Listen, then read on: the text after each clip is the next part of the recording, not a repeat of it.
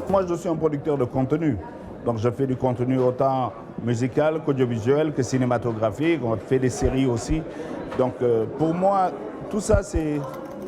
J'utilise des supports pour faire passer mon message. Si c'est le cinéma, on va le faire. Si c'est la musique, on va le faire. Si c'est du livre, on va le faire. Et si on peut utiliser tous ces supports, on ne doit pas se censurer.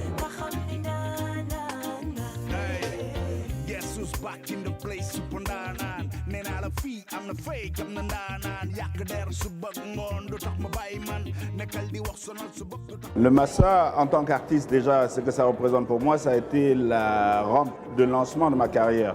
Il faut savoir que ma carrière démarre ici entre 1995 et 1987, ces deux Massas-là. Et ces deux Massas nous ont propulsé Positive Black Soul, mon premier groupe, dans le monde entier. Et c'est en venant dans ce marché qu'on a eu des tourneurs, qu'on a eu des promoteurs et qu'on a pu faire de très belles tournées dans le monde entier. Et donc c'est un marché important pour les artistes. Oui, de plus en plus aujourd'hui en Afrique, il y a du contenu de qualité. Maintenant, est-ce qu'on a assez de médias qui vont faire la promotion de ce contenu de qualité, qui vont acheter le contenu de qualité au prix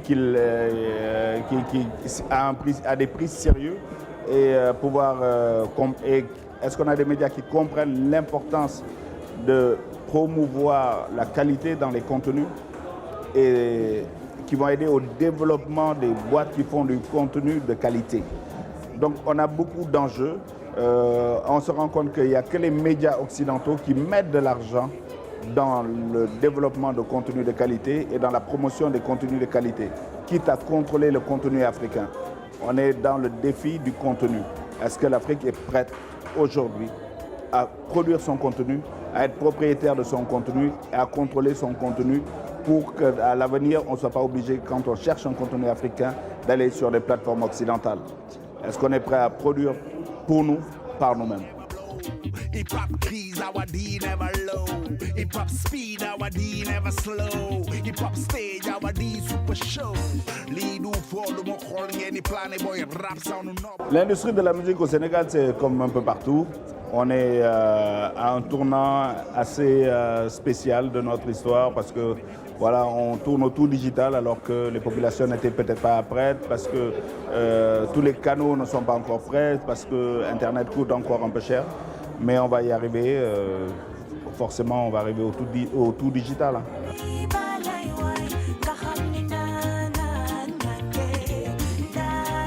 Le financement des projets de la culture, c'est toujours un problème.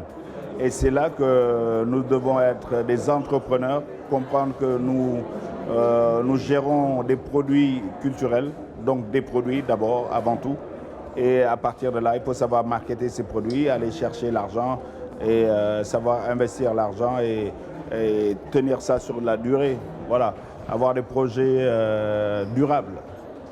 C'est un projet culturel, économique, il faut qu'il soit durable. Ce qui se passe aujourd'hui en Afrique, Mali, Burkina, Guinée, entre autres, RCA, même ici, partout, ça m'inspire. Et ça m'a remis dans l'urgence d'écrire. Et justement, j'ai un nouvel album qui résume un peu tout ce que ces pays-là vivent. Et la réflexion, c'est quand on refuse, on dit non.